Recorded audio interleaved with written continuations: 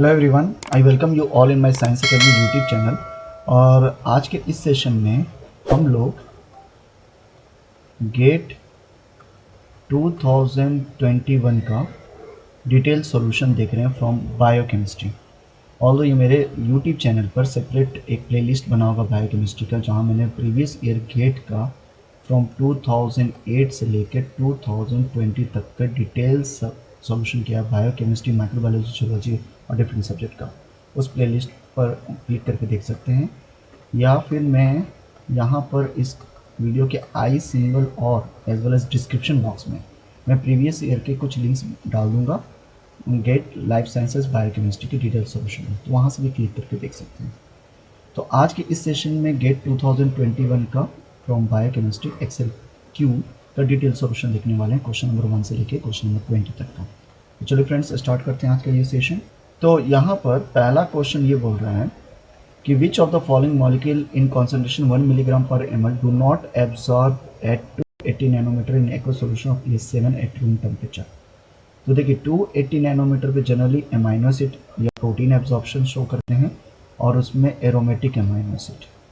तो aromatic amino acid से बने हुए प्रोटीन ही इस 280 नैनोमीटर पे एब्जॉर्प्शन पिक शो करते हैं। उसमें सबसे मैक्सिमम शो करता है ट्रिप्टोफैन, क्योंकि इनके पास नंबर ऑफ पाई इलेक्ट्रॉन ज़्यादा हैं, इसलिए क्विकली एक्साइट होंगे और इसलिए पिक भी एब्जॉर्प्शन पिक भी मैक्सिमम आएगा। तो ट्रिप्टोफैन के बाद में टायरोसिन, और टायरोसिन सबसे कम होता है फेनाइलएलानिन। इसके अलावा डीएनए और आरएनए, ऑल्दो डीएनए और आरएनए पिक शो करते हैं 260 पर, लेकिन 280 नैनोमीटर पे ये समवॉट पिक शो करेंगे, लेकिन मैक्सिमम पिक नहीं शो करेंगे, थोड़ा सा पिक शो करेंगे विच इज़ ग्रेटर देन फेनाइलएलानिन। तो यहाँ पर ये न्यूक्लियोटाइड है तो ये पिक शो करेंगे, एडेनोसिन ट्राइफॉस्फेट ये भी न्यूक्लियोटाइड है, ये भी पिक शो करेंगे। सबसे कम यहाँ पे फेनाइलएलानिन या नहीं के बराबर होगा इनका पिक, इसलिए नो नॉट एब्जॉर्ब और वेरी लेस एब्जॉर्ब एट 280 क्या होगा, फेनाइलएलानिन। अब आ रहे हैं यहाँ पर second, a molecule that forms donor और acceptor energy transfer pair with dansyl group. Dansyl group use हुआ किया था सैंगर ने, फ्रेडरिक सैंगर ने, for protein synthesis. Protein synthesis में यहाँ पर डेंसाइल जो क्लोराइड होता है या रिएजेंट जो यूज़ किया था प्रोटीन सिंथेसिस के लिए सैंगर ने, वो एरोमेटिक एमाइनो एसिड से बना है। एरोमेटिक एमाइनो एसिड या इसमें एरोमेटिक रिंग होते हैं। इन चारों में से अगर एरोमेटिक रिंग हो तो सिर्फ वो ट्रिप्टोफैन प्रेजेंट है, इसका डी ऑप्शन। नेक्स्ट आ रहे हैं stationary phase used in jail chromatography is composed of. ये डायरेक्ट क्वेश्चन है, इसका आंसर होगा सेफ्रोज। देखिए यहाँ पर जेल फिल्ट्रेशन क्रोमेटोग्राफी हम लोग यूज़ करते हैं to purify the molecule based on या any molecule separate based on molecular size या साइज ऑफ द पार्टिकल। जो लार्ज साइज होगा वो फर्स्ट एल्यूट होगा, सबसे पहले एल्यूट होगा, या फास्ट एल्यूट होगा या सेपरेट होगा, और स्मॉलेस्ट साइज के मॉलिक्यूल सबसे लास्ट में एल्यूट होंगे, क्योंकि ये बीट के अंदर स्मॉल साइज के मॉलिक्यूल चले जाते हैं और बहुत लॉन्ग जर्नी लेकर वो बाहर ले आते हैं, इसलिए बहुत ज़्यादा टाइम लगता है। तो सेफ्रोज वो बीट की तरह काम करते हैं, तो आंसर होगा डी। नेक्स्ट आ रहे हैं, according to wobble hypothesis inosine at the third position of anticodon can not form hydrogen bond. तो आइनोसिन हाइड्रोजन बॉन्ड फॉर्म करता है ए, सी और यू के साथ। ये किसके साथ हाइड्रोजन बॉन्ड नहीं फॉर्म करेगा, ग्वाइनोसिन के साथ। ये लेनिजर बुक से डायरेक्ट क्वेश्चन है। नेक्स्ट आ रहे हैं pK a value of guanidinium group of arginine.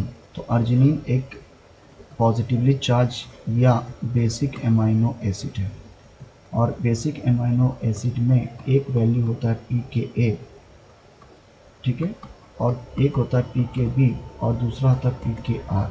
ये होता है साइड चेन के थ्रू, ये साइड चेन वाला पीके आर शो करेगा, पीके बी शो करता है बेस के चलते, एमाइन ग्रुप के चलते, और पीके एसिडिक यानी कार्बोक्सिल ग्रुप के चलते। तो यहाँ ये पूछ रहा है ग्वाइनेडियम, ग्वाइनेडियम यहाँ पर साइड चेन की, तो अर्जिनिन की जो साइड चेन है उसको के लिए इसके बारे में बात होगी। पीके आर, इसकी वैल्यू होती है 12.5, हाईली बेसिक। तो आंसर होगा डी ऑप्शन। नेक्स्ट आ रहे हैं द नॉन को इंजाइम विटामिन इज। तो नॉन को इंजाइम विटामिन जो है वो है एस्कॉर्बिक एसिड, बाकी सारे कहीं ना कहीं पार्ट हैं इंजाइम के। तो आंसर इसका ए होगा। Telomerase has the function similar to, तो टेलोमेरेज इंजाइम प्रेजेंट होता है यूकैरियोटिक सिस्टम में और वो लीनियर एंड ऑफ क्रोमोसोम को क्या करता है, एक्सटेंड कर देता है। जैसे ये लीनियर एंड है तो इसको और थोड़ा सा एक्सटेंड कर देगा, पहले से ही एक्सटेंड कर देगा, ताकि during replication of linear chromosome जो जीन के पोर्शन है क्रोमोसोम के वो लॉस ना हो, कोई इंपॉर्टेंट इन्फॉर्मेशन लॉस ना हो। तो ये कौन एक्सटेंड करता है, telomeres.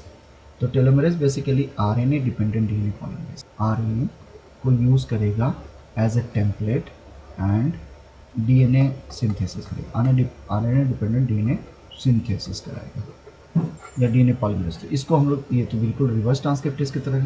Enzyme is used for PCR, polymerase chain reaction. तो पॉलीमरेज रिएक्शन में 95 डिग्री पर डीनेचुरेशन होता है, इतना हाई टेम्परेचर पे most of the enzyme denature हो जाते हैं। तो यहाँ पर यूज़ होता है टैक पॉलीमरेज। टैक पॉलीमरेज जो डीएनए पॉलीमरेज है वो डेराइव हुआ है थर्मस एक्वेटिकस एक नाम के बैक्टीरिया से, जो कि हाई टेम्परेचर पे इजीली रह सकते हैं। उनके इन बॉडी के अंदर जो एंजाइम होता है, सेल के अंदर जो एंजाइम होता है वो हाई टेम्परेचर पे डीनेचर नहीं होते, इसलिए वहाँ से एंजाइम को लेकर यूज़ कर लिया गया पीसीआर में। तो आंसर होगा इसका बी ऑप्शन। नेक्स्ट आ रहे हैं इन हेपेटोसिस्ट लीवर सेल की बात हो रही है, डिटॉक्सिफिकेशन ऑफ ड्रग अकर इन। तो ये ऑर्गेनल का पूछ रहा है, ये होगा स्मूथ एंडोप्लाज्मिक रेटिकुलम। ये तो क्लास 11 के एनसीईआरटी में use, smooth endoplasmic reticulum detoxification कराता है। नेक्स्ट आ रहे विच of the following antibiotic can form ion channel in bacterial membrane. तो बैक्टीरियल मेम्ब्रेन में जो आयन चैनल का फॉर्मेशन करता है वो होता है ग्रामिसिडीन ए। यस, ग्रामिसिडीन ए ये आयन चैनल का फॉर्मेशन करता है। एम्पिसिलिन बेसिकली क्या करता है, सेल वॉल का इनहिबिशन, सेल वॉल इनहिबिशन। ये तो एंटीबायोटिक है, सेल वॉल का इनहिबिशन करेगा। और जेंटामाइसिन प्रोटीन सिंथेसिस को इनहिबिट करता है। और रिफैम्पिसिन आरएनए पॉलीमरेज के साथ बाइंड करके ट्रांसक्रिप्शन को ब्लॉक करते हैं। Transcription is blocked, D. तो यहाँ पर आंसर क्या होगा, डेफिनेटली ग्रामिसिडीन। ठीक है, नेक्स्ट आ रहे हैं multiple question choice question. Okay, यहाँ पर more than one option correct होगा। तो यहाँ पर question number 11 and 12, which of the following cell lack hypoxanthine guanine phosphoribosyl transferase. तो ये किसमें एब्सेंट होता है, जीपीआरटी। ये हाइब्रिडोमा बनाने में यूज होता है, हाइब्रिडोमा, जिससे मोनोक्लोनल एंटीबॉडीज बनता है, मैप। और इसके लिए एचजीपीआरटी एब्सेंट होता है माइलोमा सेल में। आंसर होगा इसका D option, D option is correct. Next आ रहे हैं which of the following lipid is non ionic. Non ionic का मतलब है इस पर कोई भी पॉजिटिव और नेगेटिव चार्ज नहीं होता, तो वो होता है गैलेक्टोसेरेब्रोसाइड। गैलेक्टोसेरेब्रोसाइड पर कोई भी चार्ज नहीं होता, बाकी स्पिंगोमाइलिन में नेगेटिव चार्ज या पॉजिटिव चार्ज, यहाँ पर फॉस्फेटाइडिल इनोसिटल में नेगेटिव चार्ज होगा, लेकिन यहाँ पर इसमें कोई चार्ज नहीं होता। तो आंसर होगा बी ऑप्शन। उसके बाद में हम लोग आ रहे हैं antibody are present in the serum. देखिए ब्लड ग्रुप यहाँ दिया हुआ है, तो ब्लड ग्रुप हमारे बॉडी में जो होता है वो एंटीजन ये रहते हैं हमारे बॉडी। जैसे मेरा ब्लड ग्रुप बी है, बी पॉजिटिव, तो मेरे बॉडी में एंटीजन कौन सा होगा, बी। तो जो ब्लड ग्रुप होता है वही एंटीजन होता है, और उसके अपोजिट वाला एंटीबॉडी होता है। एंटीबॉडी उसके अपोजिट वाला, जैसे ए ब्लड ग्रुप है तो ए एंटीजन हो गया, तो एंटीबॉडी क्या होगा, बी। तो बी यहाँ पर ब्लड ग्रुप है तो एंटीजन क्या हो गया, ये हो गया बी एंटीजन, और इसके अपोजिट वाला एंटीबॉडी हो गया, तो यहाँ हो गया ए। यहाँ दोनों है, यानी दोनों एंटीजन यहाँ पर प्रेजेंट है, एंटीजन। तो एंटीबॉडी यहाँ पर एब्सेंट होता है, दोनों एंटीबॉडी एब्सेंट है। ओ में कोई भी एंटीजन नहीं होता, यहाँ एंटीजन एब्सेंट होता है, यहाँ दोनों एंटीबॉडी प्रेजेंट होता है। कौन सा, ए प्लस बी दोनों प्रेजेंट है। यहाँ पूछ रहा है बी एंटीबॉडी किसमें प्रेजेंट होता है, एक होगा फर्स्ट ऑप्शन और दूसरा होगा डी ऑप्शन, दोनों होंगे। नेक्स्ट आ रहा है विच of the following is energy requiring process. Energy requiring process, तो एनर्जी रिक्वायरिंग प्रोसेस का मतलब एनर्जी एक्टिव से आ रहा है, तो एक होगा एक्टिव ट्रांसपोर्टेशन। एक्टिव ट्रांसपोर्टेशन का मतलब ये होता है अगेंस्ट द कॉन्संट्रेशन प्रोटीन, तो इसके लिए एटीपी रिक्वायर्ड है। और दूसरा इसका एग्जाम्पल क्या हो, सोडियम पोटाशियम ट्रांसपोर्ट। तो सोडियम पोटाशियम जो ट्रांसपोर्टर होते हैं वो भी ये एक्टिव ट्रांसपोर्टर का एग्जाम्पल, जिसमें एक सेल के अंदर जो ट्रांसपोर्टर लगा होता है, इससे 3 सोडियम को आयन को बाहर भेजा जाता है और 2 पोटेशियम को अंदर ले जाता है with the use of 1 ATP.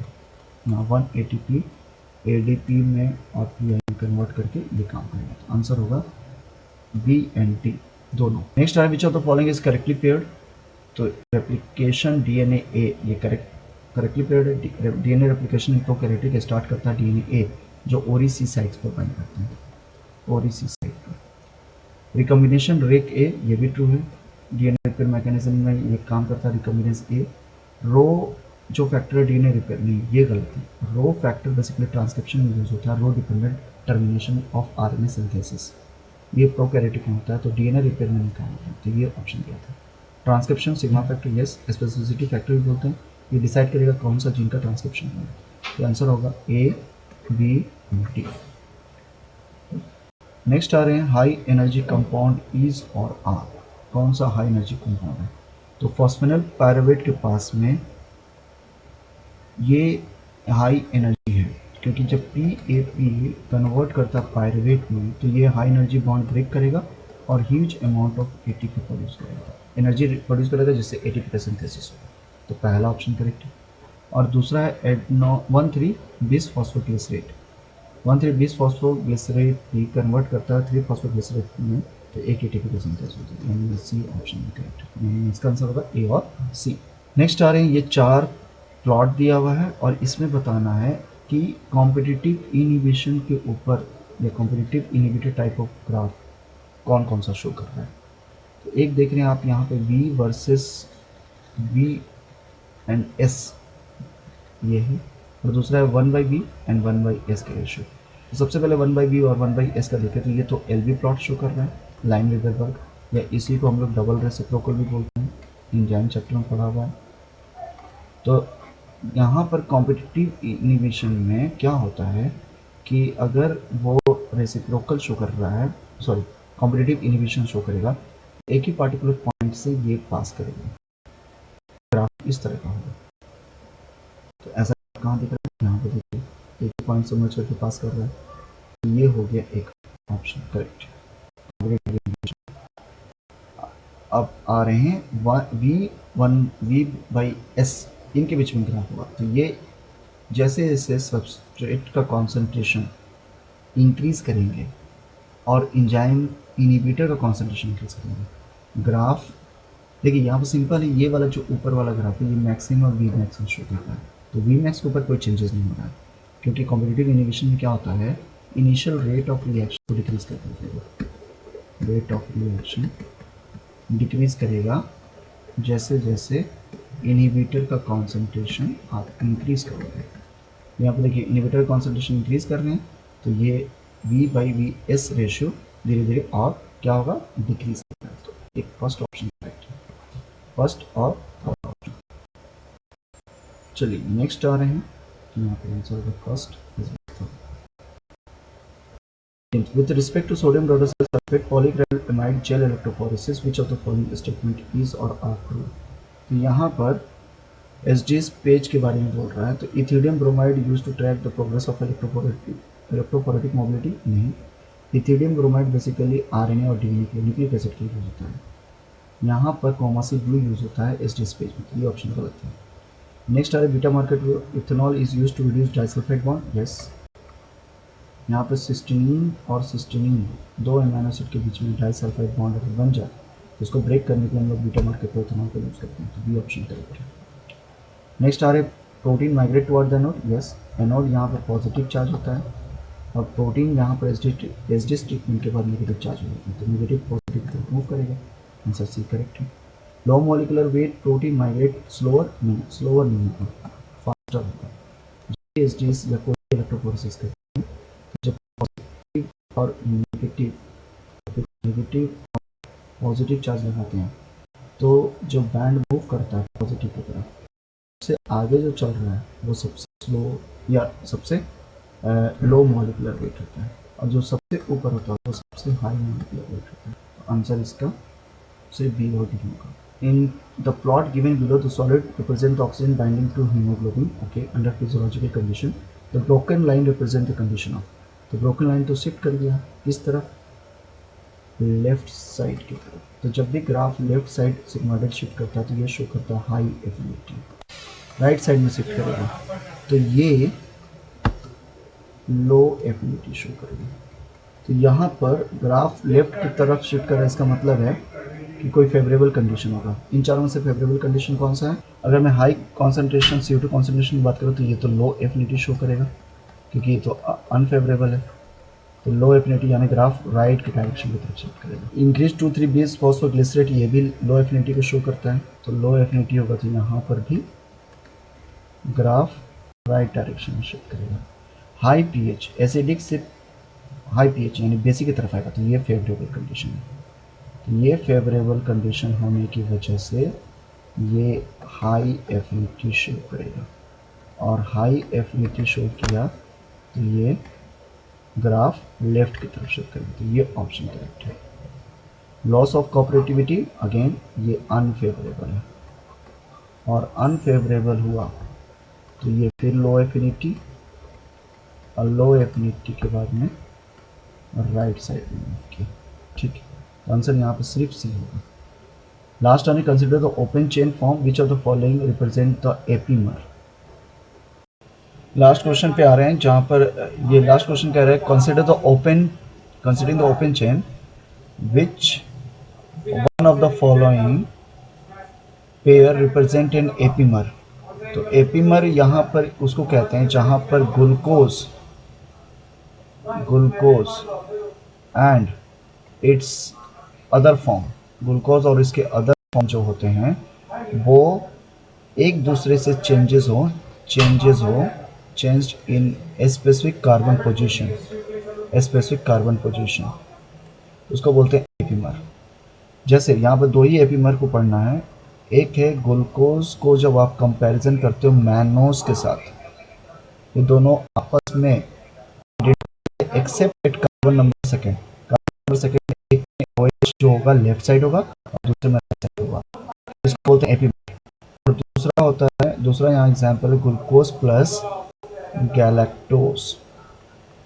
Glucose और गैलेक्टोज आपस में एपीमर है क्योंकि यहाँ पर C4 पोजीशन पर जो OH है एक में लेफ्ट है और दूसरे पर राइट है, बाकी सब जगह सेम है, तो ये दोनों एपीमर कहलाएंगे। तो इन दोनों यही दोनों ऑप्शन राइट ऑप्शन होगा। तो यहाँ पर देखते हैं बी ऑप्शन में देखिए ग्लूकोज और मैनोज यहाँ पर ये एपीमर है, और D option galactose and glucose these are epimer of each other. यहाँ पर दोनों ऑप्शन बी और डी करेक्ट होगा।